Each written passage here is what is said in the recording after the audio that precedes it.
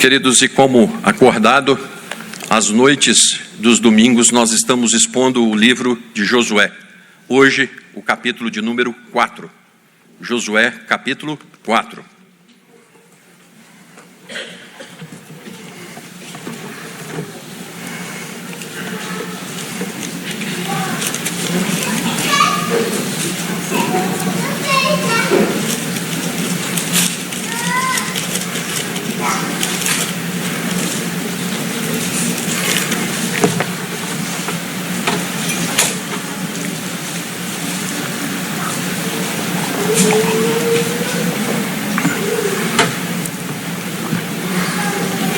Vamos deixar a escritura aberta aqui, irmãos.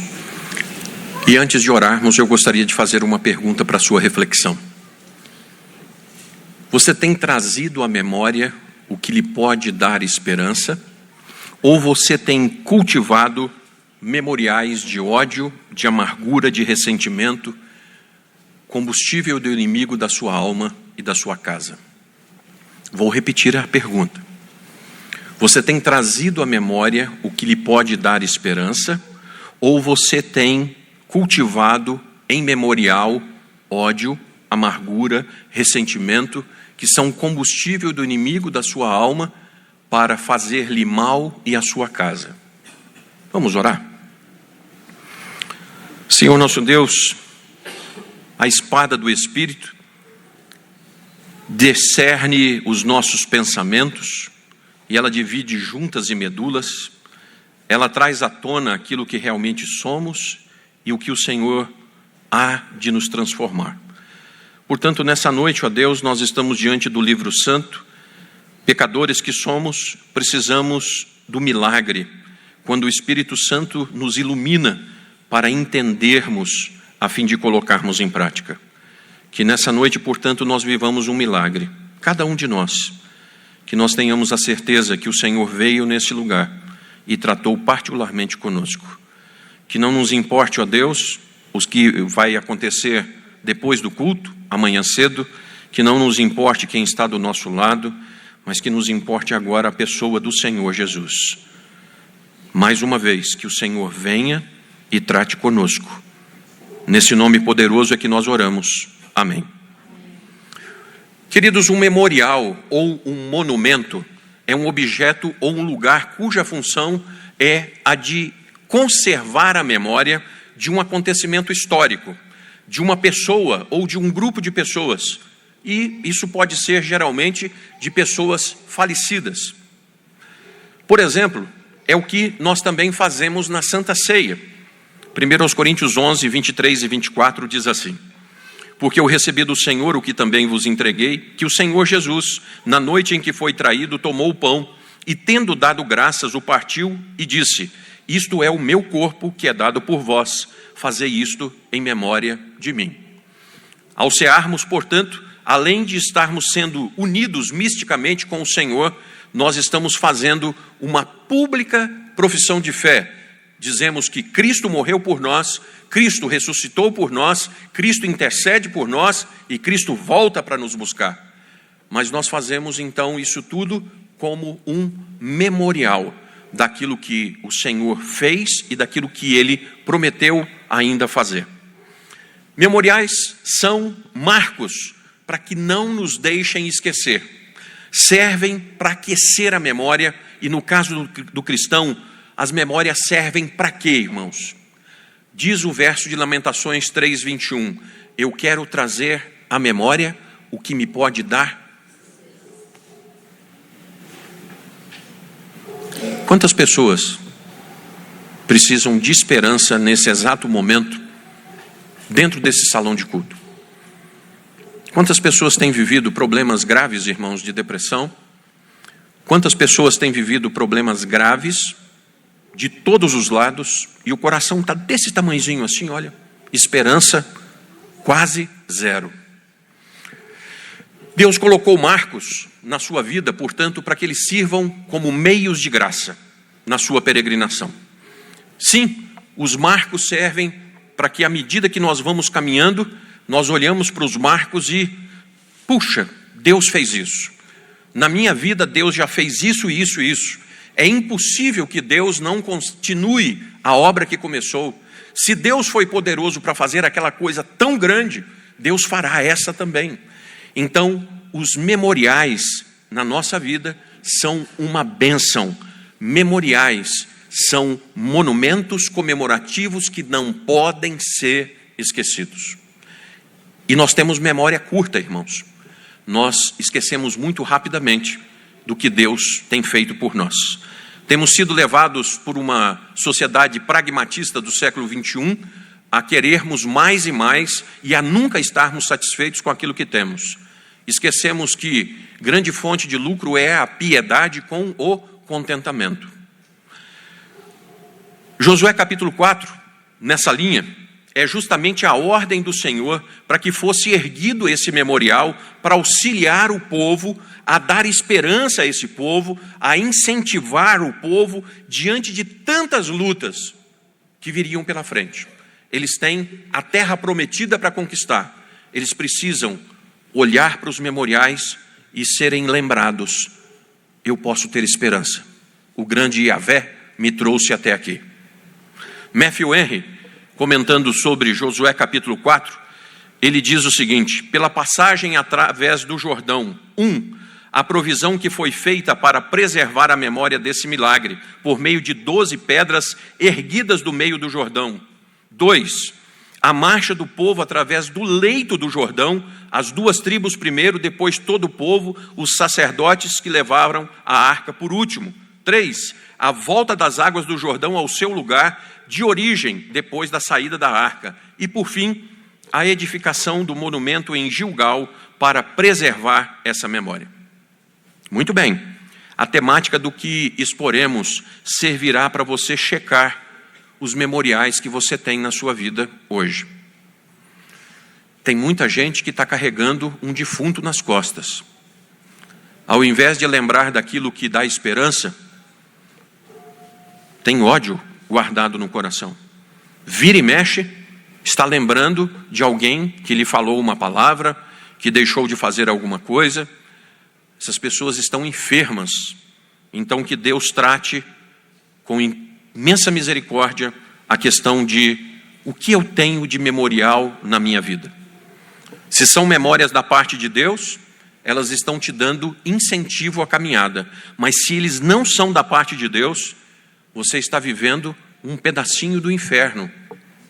Se você está agasalhando dentro do seu coração algo que não dá esperança, mas pelo contrário, está te puxando, te entristecendo, isso precisa ser visto. Irmãos, espero que todos tenham caneta e papel. Vou dar 2 deveres de casa. Você já ouviu falar do pote das bênçãos? Não, a igreja não está vendendo, não tem nada disso, sabe, irmãos? O pote da bênção é um negócio que nós temos em casa, na cristaleira, que fica lá. E nós temos um papelim, muitos têm post-it, né? Aquele papelinho amarelinho que cola. Não precisa ser daquele não, pode ser qualquer papelinho. Para você anotar durante o ano as coisas gostosas que você viveu com Deus. Que Deus fez por você. Tenha o pote das bênçãos.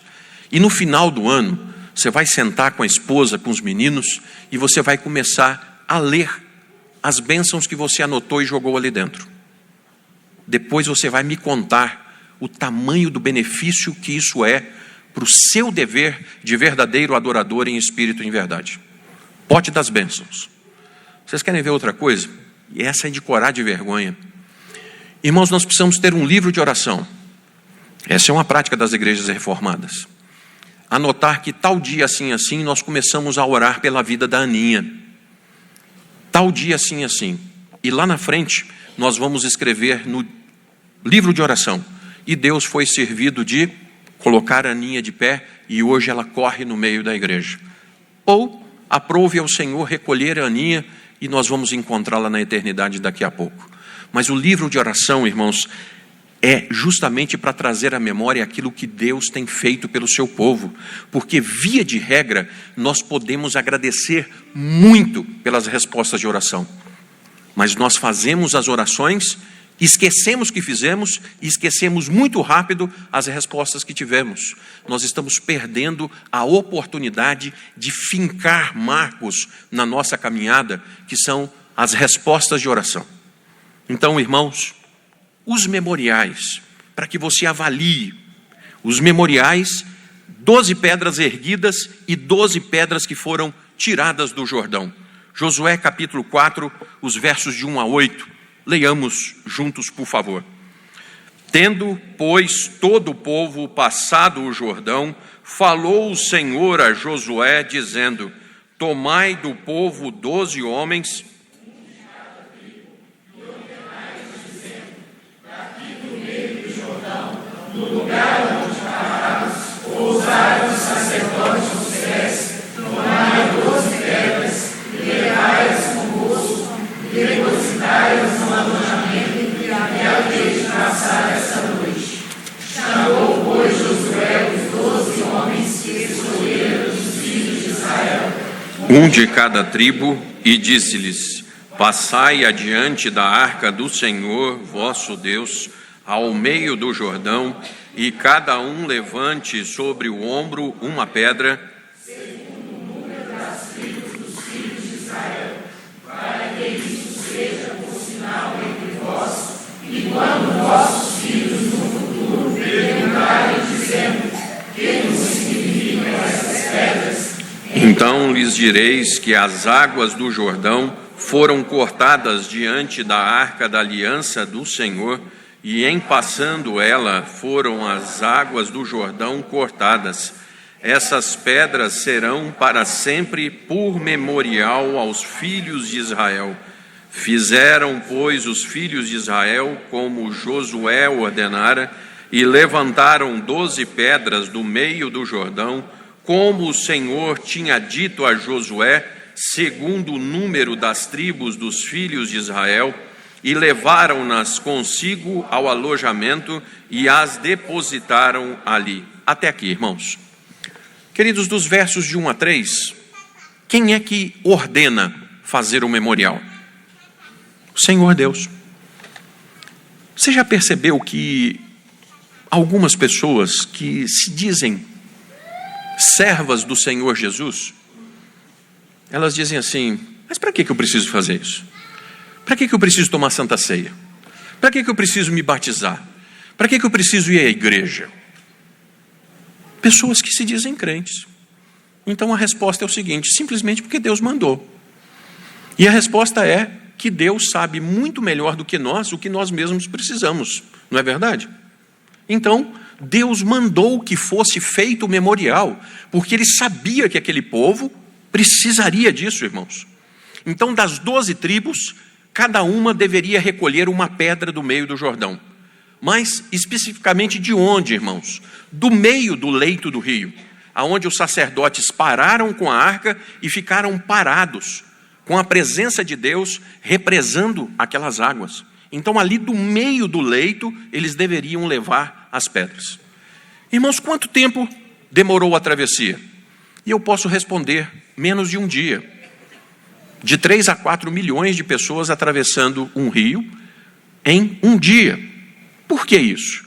Porque no verso de número 3, a ordem é: levem as pedras com vocês para onde forem passar a noite. Então vocês vão atravessar durante o dia.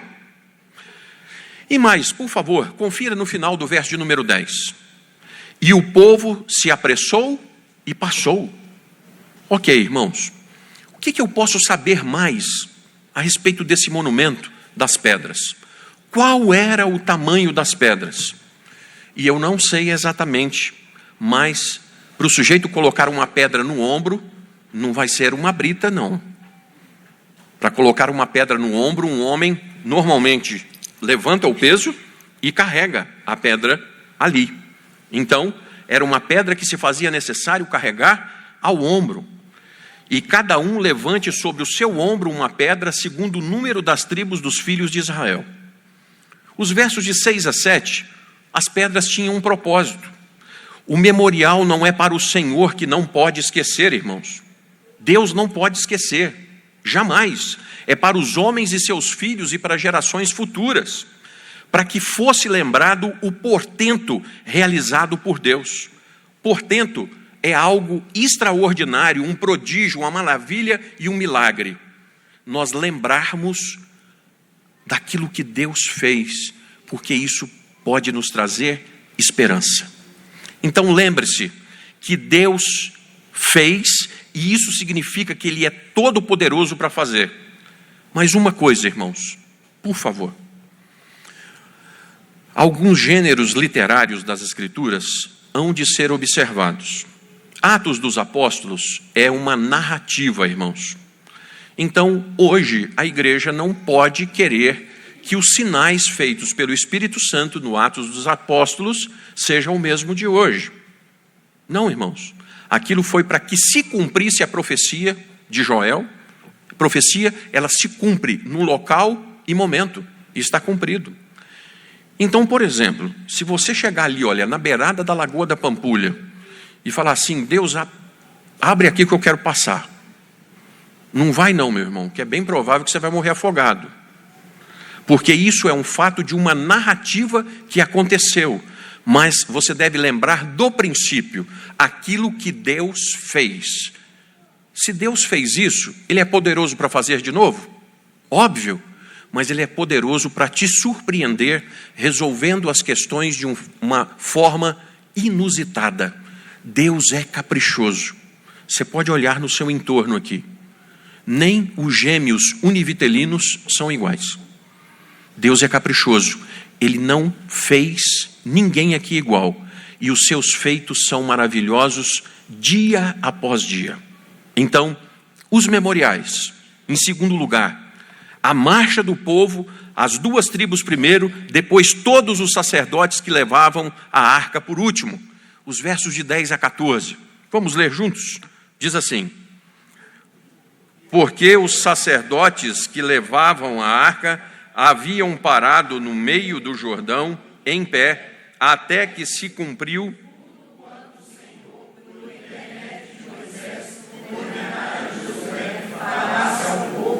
e o povo se apressou na passou. Tendo passado todo o povo, então passou a arca do Senhor, e os sacerdotes à vista de todo o povo. Passaram os filhos de Rubem e os filhos de Gade, a meia tribo de Manassés, armados na frente dos filhos de Israel, com Moisés vestido uns 40.000 homens de guerra, armados, passaram diante do Senhor para a batalha, as rainhas de Jericó. Naquele dia o Senhor engrandeceu a Josué na presença de todo Israel, e respeitaram todos os dias da sua vida, como haviam respeitado a Moisés. Irmãos, ruminando o texto, o verso de número 10, o povo passou apressadamente. Muito bem. Se eu estivesse lá, eu teria apertado o passo também. No Mar Vermelho havia um exército vindo atrás, e por isso o povo acelerou. Mas nesse caso aqui, a liderança foi à frente para dar exemplo de confiança em Deus. E Yahvé estava segurando o rio e era seguro. Os anciãos, o modelo conciliar dos presbiterós está aqui no meio do rio. O conselho da igreja está à frente do povo, com a presença de Deus segurando o rio.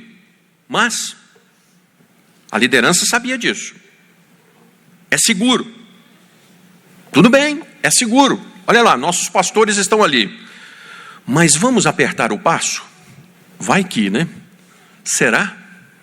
Então o povo aperta o passo, irmãos. Será que eles queriam logo chegar em casa? Será que eles queriam seguir o ritmo da massa? Não, está todo mundo andando rápido, eu vou andar também. Fato é que os sacerdotes, sim, ficaram lá, aquela muralha de água atrás deles, para que passasse a pequena multidão de 3 a 4 milhões de pessoas. E a liderança ficou lá em pé, um dia inteiro, segurando a arca.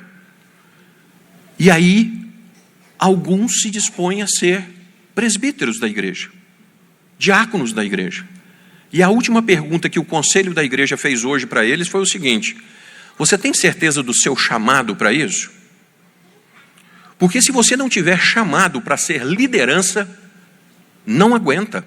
Você vai pedir para sair. Então está aqui, irmãos, a liderança conciliar. Os anciãos estão dando o exemplo. Verso 11, a arca passa para o outro lado. Verso 12, como Moisés tinha deixado orientação, os homens da tribo de Ruben, de Gade e da metade de Manassés atravessam logo depois, estando preparados para lutar. Pastor, por quê? Vamos voltar em Números 32, 27? Volte aí, por favor. Números 32, 27. Essas tribos, irmãos, foram aquelas que falaram assim: Moisés, nós não queremos atravessar não, nós já queremos ficar aqui e tomar essas terras como posse. Foi concordado com eles, mas frente a essa liberalidade, foi-lhes cobrado uma responsabilidade. Vamos ler Números 32, 27? Mas os teus servos passarão, cada um armado para a guerra, perante o Senhor. Então eles juraram a Moisés: a nossa terra aqui está garantida, mas agora os nossos irmãos vão entrar e tomar a terra que lhes pertencerá. E nós seremos os primeiros a ir à frente deles quando necessário for. Então é por isso que essas 2 tribos e meia atravessam logo depois, para formar um cordão de proteção. Se o inimigo viesse do lado de lá, havia 2 tribos e meia para proteger a massa do povo de Deus. É o que se chama hoje, irmãos, da Transjordânia. Você lembra de ter visto já conflitos na Transjordânia? É justamente aquele lugar que o povo de Israel tomou conta antes de entrar na terra prometida. Lá é a Transjordânia. E receberam primeiro e agora eles lutarão pelos irmãos. No verso de número 14, Josué foi autenticado por Deus. Deus fizera, por meio do seu pastor, que o povo visse o poder de Deus mais uma vez. Os memoriais, irmãos. Terceiro ponto. A água volta do Jordão ao seu lugar de origem depois que a arca saiu. Os versos de 15 a 19. Leiamos, por favor. Disse, pois, o Senhor a Josué: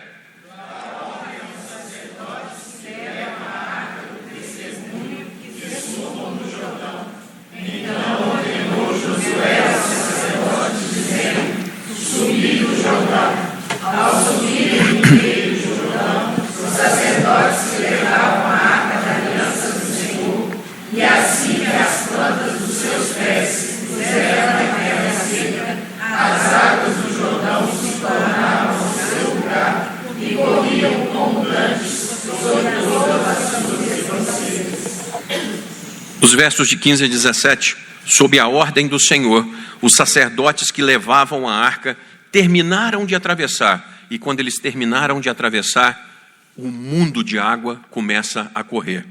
No verso 18, deve ter sido então um tremendo espetáculo. Já imaginaram o tamanho dessa enxurrada? Imagine quem perguntasse: que tiveste, ó Jordão, que tornar atrás? Então, se alguém perguntasse: por que o Jordão teve que parar? Então, a resposta deveria ser: foi puramente a obediência ao Deus de Israel. O rio obedece ao mando do Deus de Israel. Não há outro Deus como o nosso Deus. Ó Jerusalém, semelhante a Yahvé. Bem-aventurado és tu, ó Israel. Quem é como tu, um povo salvo pelo Senhor? O Salmo 114, 5. Que privilégio daquele povo, né, irmãos? Que privilégio. Correr o risco de ser levado, mas ter a bênção de passar a pés secos e poder contar às gerações futuras o que o Senhor fizera. Puxa, que privilégio. No verso de número 19, essa data era o dia de seleção do Cordeiro Pascal. Nisan para aqueles que voltaram do exílio, mas para nós é a metade do mês de março e abril. Então o calendário judaico é diferente nosso, os dias são contados diferentes, os meses são contados diferentes. Então, entre a metade do mês de março e a metade do mês de abril é que estava ocorrendo esse episódio. Irmãos, um registro é mantido do tempo desse grande acontecimento. Foi no dia 10 do mês primeiro, 40 anos depois que eles saíram do Egito, menos 5 anos. O que significa isso? Deus disse na sua ira que os israelitas deveriam vagar por 40 anos no deserto. Porém, esses 40 anos, nós devemos contar o primeiro ano, que então era passado e que eles tinham peregrinado já quando receberam essa punição. Então, já ficou um ano para trás. Mas, irmãos, nesse último, que também tinha sido um ano de triunfo, o último ano foi um dia de triunfo, um ano de triunfo. Quando eles passam para o outro lado do Jordão, ainda faltavam 5 dias. Então, queridos, qual é o caráter do nosso Deus? Irmãos, eu fico olhando para algumas pessoas, né? Nós temos a infelicidade do autor da Maldição Hereditária ser uma pessoa aqui de Belo Horizonte. A teologia da maldição hereditária surgiu aqui. Que tristeza. Então, a maldição hereditária está baseada nos 10 mandamentos.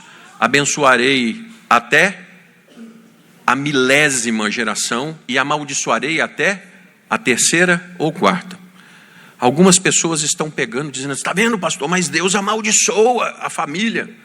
Bom, meu irmão, não existe doutrina que subsista nas Escrituras sem ter a uniformidade na Escritura inteira. E se você for a Ezequiel capítulo 18, Deus diz assim, a alma que pecar, esta morrerá. Vocês têm dito que os pais comem uvas verdes e o dente do filho é que embota. Não, nunca mais se repita isso em Israel.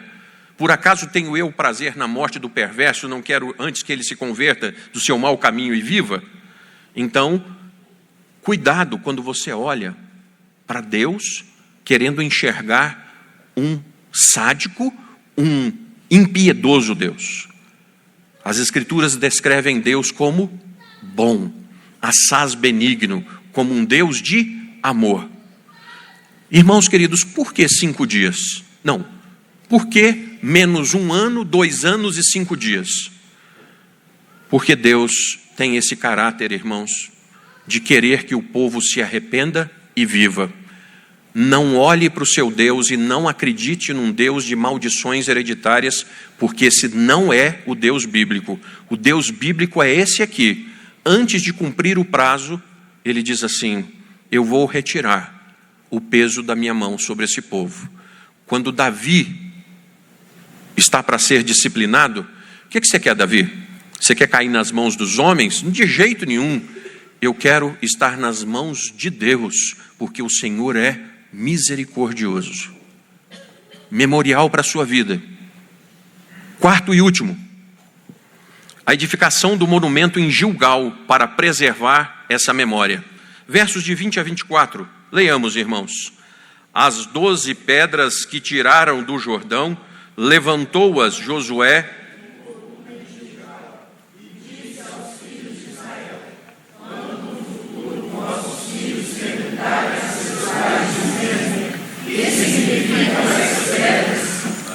saber a vossos filhos, dizendo, Israel passou em seco este Jordão, porque o Senhor, vosso Deus, fez secar as águas do Jordão diante de vós, até que passasseis como o Senhor, vosso Deus, fez a mar vermelho, ao qual secou perante nós, até que passasseis, para que todos os povos da terra conheçam que a mão do Senhor é forte, a fim de que temais ao Senhor, vosso Deus.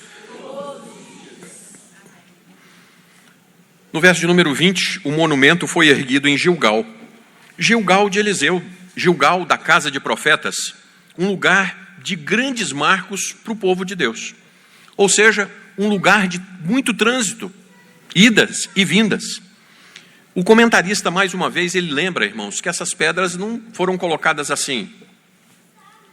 As pedras foram colocadas uma em cima das outras ou em fila, para que todos os que passassem não enxergassem um montão de pedra, mas enxergassem um monumento em ordem, para chamar a atenção, para que fosse um memorial.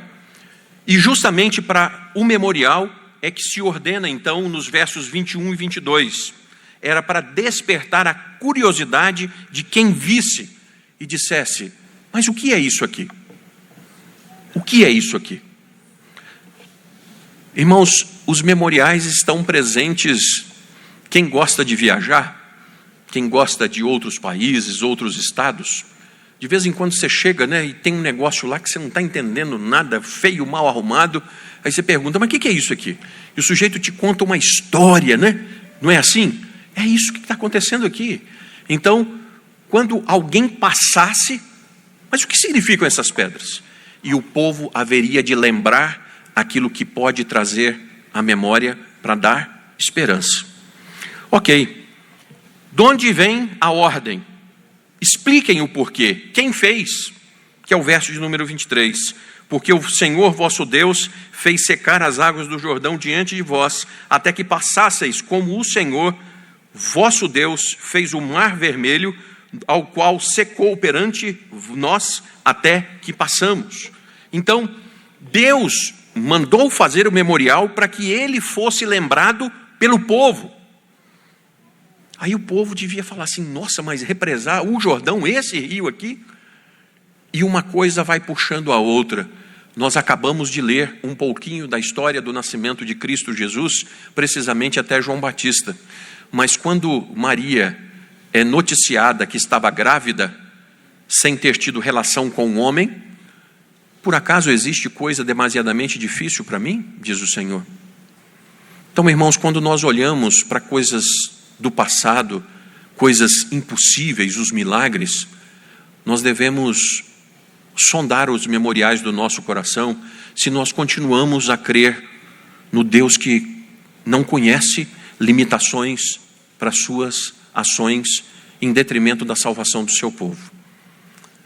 Meu irmão, às vezes está na sua cabeça assim: minha vida acabou, não tem jeito, o tamanho da bobagem que eu fiz, não tem mais jeito. Existe um diabolós, adversário, Satanás, acusador, um que quer que você acredite que não tem mais jeito. Mas o memorial da paz é o sacrifício, é a cruz de Cristo. E o memorial da paz nos diz: todas as vezes que você quiser recomeçar, se nós confessarmos os nossos pecados, Ele é fiel e justo para nos perdoar de todo pecado e nos purificar de toda injustiça. Esse deve ser o memorial da nossa vida. Tem jeito. Verso de número 24 diz assim: para que todos os povos da terra conheçam que é a mão do Senhor, é forte, a fim de que temais ao Senhor vosso Deus todos os dias. Algumas pessoas perguntam: mas por que Deus fez isso? Guarde a resposta. Você sabe por que Deus faz todas as coisas? Absolutamente todas as coisas? Para o louvor da sua glória. Fulano de tal viveu para a glória de Deus. Fulano de tal foi recolhido para a glória de Deus. Tudo que Deus faz é para o louvor da sua glória. Todavia, que diferença, irmãos? Se os povos da terra saberiam o poder das mãos do Senhor, o povo não só saberia do que Deus fez, mas temeria a esse Deus. Imagine o seguinte: os outros povos estão passando, é contado para eles, eles dizem assim: nossa, verdade isso? O povo de Israel passava o menininho, né? E perguntava assim: mãe, o que é isso? Aí a mãe dizia, e no final ela terminava dizendo assim: meu filho, esse é o nosso Deus. Esse é o nosso Deus. Irmãos, o presbítero Jadielson não está aqui e eu vou tomar a licença de citar a família dele. A Maria Fernanda é uma criaturinha inteligente demais da conta. Então, o presbítero chegou lá com os elementos da ceia, né? Chegou, e a Maria Fernanda olhou e falou assim: que é isso, mãe? Vocês já imaginaram que privilégio um filho de um crente perguntar o que são os elementos da ceia? E a mãe crente poder olhar para a filhinha e dizer assim: minha filha, isso aqui é o memorial do nosso amado Salvador. Ele lá na cruz, ele pagou o preço por nós, para que nós não precisemos pagar mais. Isso é para que nós lembremos que ele continua intercedendo por nós, viu, filha? E que ele um dia volta para nos buscar. Esses são os memoriais, irmãos, que devem estar agasalhando lá a nossa alma, no mais íntimo, para nos trazer esperança.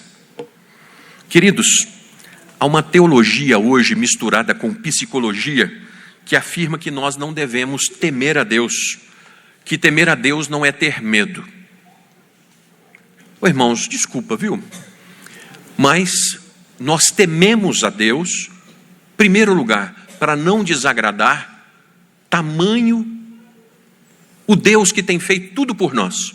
Nós tememos desagradar a Deus, mas nós tememos a mão de Deus, sim, Senhor. Porque Hebreus nos diz assim: horrível coisa é cair nas mãos do Deus vivo. Então, igual num relacionamento de pai com filho, o relacionamento do Senhor conosco é um pai que disciplina todo filho que ama. Então, por favor, irmãos, de Deus não se zomba. De Deus não se zomba. Que se refreie com pavor o cutucar para receber a ira santa de Deus. Louco é quem sabe que deve tratar Deus com solenidade e anda brincando com isso. Cale-se diante dele toda terra. A Bíblia não muda, e nem o nosso Deus. Quero concluir aqui.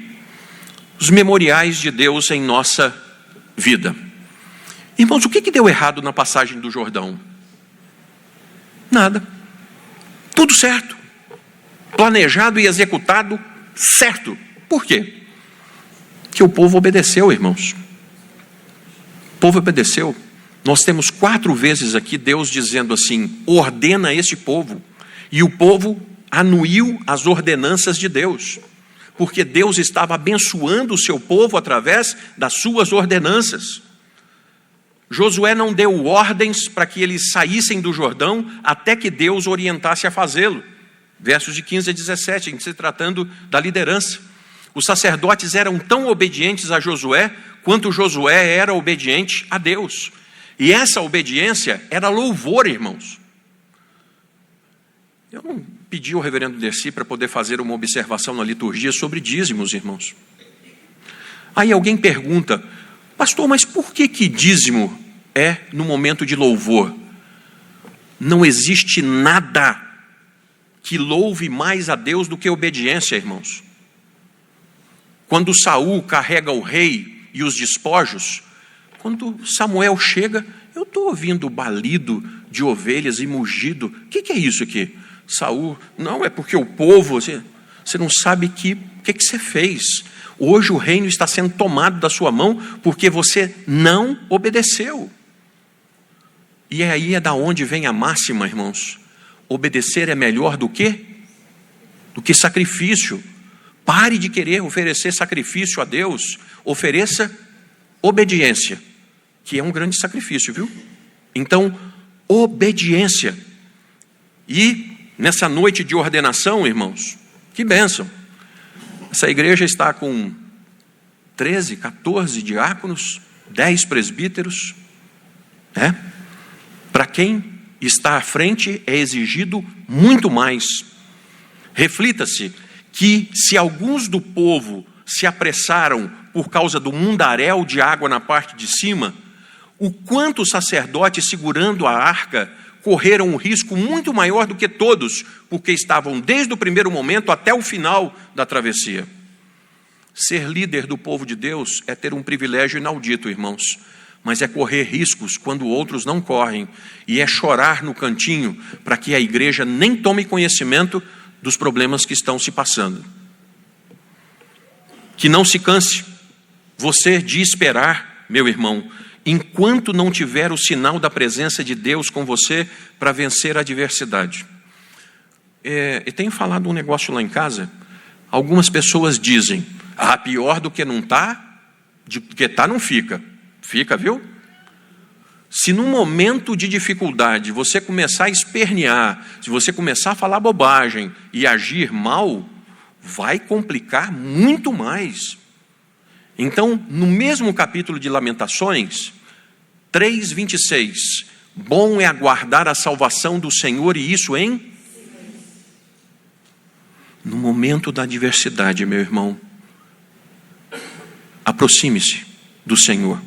Não faça aquilo que todo mundo faz, sair da presença de Deus. Vá até a presença do Senhor, e enquanto você não tiver certeza da companhia do Senhor, não vá igual um louco, um tolo, mundo afora, falando que não deveria. Preste atenção, todos correm riscos, mas os líderes correm riscos muito maiores. De verdade, agora entre nós, são riscos mesmo? Ou é a ansiedade pela falta de controle sobre algo que nós não temos? Porque a ansiedade e o risco era na cabeça humana. Mas por acaso tinha jeito de Deus falhar e aquela multidão de águas vir para o lado de cá? Ansiedade à toa, irmãos. Nós tememos o que não conhecemos e aquilo que não temos nenhum controle. Nós tememos, mas nós precisamos duvidar se Deus está indo à nossa frente. Precisamos, irmãos. Queridos, nesse momento, eu lembro dos nossos menininhos, né? Menininho, acabou o culto aqui, os meninos estão correndo. Deixa os meninos correr, gente. É só tomar conta com os nossos idosos, para não trombar nos nossos velhinhos, tá? Ensina os meninos. Mas as crianças, irmãos, elas têm isso.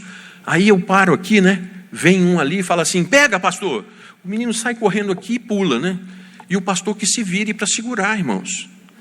Pastor que se vire para segurar. Depois, como é que eu vou explicar se o menino cair no chão, né? Então, o crente é assim, irmãos. Deus diz: vá, se lance no ar. Senhor, mas vá. Mas como é que vai ser? Não vou te explicar. Eu só estou dando a ordem. E se eu der a ordem, vá. O que significam as pedras, irmãos? Pastor, agora nós vamos fazer um monumento de pedra lá em casa. O povo idólatra miserável. Já tem gente pensando em fazer um monumentinho em casa, né? O povo miserável. Calvino dizendo que o coração do humano é um poço, uma fábrica de ídolos, né? Patuá de pedra. Não, isso aqui é pedra do Rio Jordão. Tem gente trazendo pedacinho do muro da lamentação de Israel. Pergunte para as pessoas que estão indo para Israel: o que você trouxe de lá? Não, eu trouxe uma garrafinha de água do Rio Jordão. Não, eu trouxe um pedaço do muro de lamentação. Você já viu isso? Na hora que o avião volta de lá para cá, quantos quilos de excesso de bagagem o sujeito está trazendo? É um poço de idolatria, irmãos. Filosofia. Amigos do saber, irmãos. Por favor, que isso te encante. Irmãos, eu estou tão feliz com a nossa igreja, a Igreja Presbiteriana do Brasil. Nós não somos melhores do que ninguém, mas a nossa fé é uma fé que pensa. Por que é assim? Porque as Sagradas Escrituras dizem assim, assim, assim. Nós sabemos naquilo que cremos. Então, filosofia são os amigos do saber, as pessoas que têm prazer em querer saber por que fazem. Então nós oferecemos para Deus, não é um culto de vaquinha de presépio, né? Nós oferecemos para Deus um culto racional. Senhor, eu quero te adorar por aquilo que o Senhor é, e eu quero te louvar por todos esses memoriais que eu vejo que o Senhor já fez na minha vida. Quando eu começo a ficar triste, irmãos, eu trago à memória o que Deus já fez, porque é impossível que Deus não continue fazendo pelo seu povo. Aqueles que querem ser sábios, quando forem velhos, devem ser inquiridores, quando são jovens. Hoje nós ouvimos aqui a respeito do privilégio de servir enquanto há vida e disposição. Então, nosso Senhor Jesus, embora tivesse em si mesmo a plenitude do conhecimento, ensinou pelo exemplo que crianças devem ouvir e fazer respostas. Quando João estava batizando no Jordão, em Betáraba, que coisa maravilhosa, irmãos. Quando João Batista estava batizando no Jordão, em Betábara, parece beterraba, Betábara é o nome do lugar, ele tinha apontado para as mesmas pedras. Você sabia que quando João estava lá batizando, as pedras, as 12 pedras estavam lá? Mateus 3,9. Mateus 3,9, está registrado lá. E mesmo dessas pedras que foram erguidas inicialmente como 12, das 12 tribos, Deus pode suscitar filhos a Abraão. Se elas estiverem lá ainda, Deus pode suscitar filhos a Abraão de pedras. Ou isso é difícil para Deus? Como as pedras representavam o memorial do milagre, a pergunta dos filhos deu oportunidade para o aprimoramento desse memorial. Nosso Salvador diz em Lucas 10:40, se as crianças se calarem, as próprias pedras clamarão. De uma maneira ou de outra, o Senhor será glorificado em seus milagres, irmãos. Queridos, memoriais devem ser erguidos, então, para não serem objeto de culto, para nós, do outro lado, cultuarmos o autor dos milagres. A nossa confissão de fé diz que o que é milagre é tudo aquilo que foge do ordinário. Então, o que foge do ordinário é milagre. Mas eu confesso, irmãos, que olhando o ordinário nascimento do sol todos os dias, eu tenho que glorificar a Deus, porque isso é extraordinário. Ou é possível alguém não se esquecer, não se atrasar, e desde que o tempo é tempo, quando é que o sol se esqueceu de nascer? Então, quando nós olhamos para o memorial do luzeiro sobre a nossa cabeça, existe um Deus que rege esse sol. Deus pode esquecer-se? Nunca. Peça a Ele para que você também não se esqueça.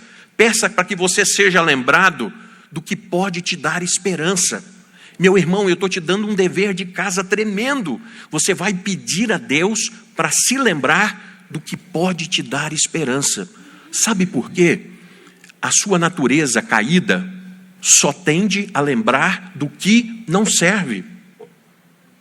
Se alguém fez comida para você 10 anos, mas num dia a esposa fez uma comidinha ruim demais da conta, se torna brincadeira no meio da família, o quê? O dia que você fez a coisa que não prestou. Não é verdade? Senhor, me dá olhos bons para que eu lembre dos memoriais que podem me dar esperança. Me ajuda a lembrar, Senhor, aquele que meu Pai me dá, este vem a mim, e o que vem a mim de maneira nenhuma. Eu estou plenamente certo que aquele que começou em vós a boa obra, completá-la até o dia. Qual é o memorial disso, irmãos? Só entre nós. Você sabia que 99% das pessoas não lembram do seu dia de batismo e de pública profissão de fé? 99% de todas as pessoas não se lembra do dia da sua pública profissão de fé. Você sabe a data, meu irmão? Senhor, nos ajuda a colocarmos bons memoriais na nossa vida, a valorizarmos aquilo que realmente tem importância. Senhor, eu preciso perdoar, eu preciso esquecer o que não serve, mas eu preciso lembrar daquilo que o Senhor me mandou lembrar. Vamos ficar de pé, queridos, por favor. Reverendo Vitor, o senhor pode vir à frente e nos despedir com a oração e bênção, por favor.